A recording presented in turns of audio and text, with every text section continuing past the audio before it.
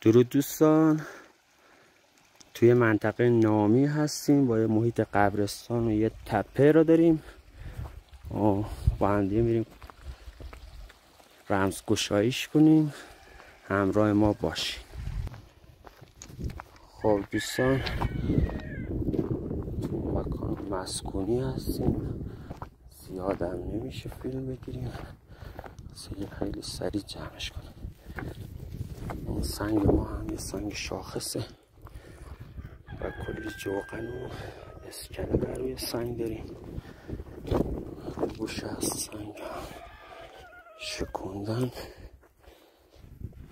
یه تپه داریم، تپه هم نامیه. در اون قسمت رو یه سنگ شاخص داریم و یه سنگ حدود 5-6 تا جوقن روشه. اون قسمت انشالله تو کلیپ بعد براتون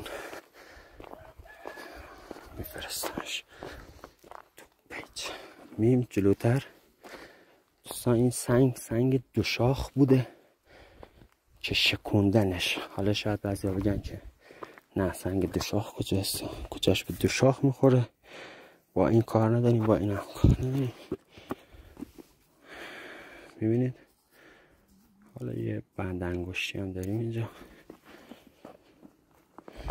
همچنان میریم جلوتر تا برسیم به یه سنگ شاخص. این قسمت داشتیم که شکوندنش کلا باهاش دیوار زدن.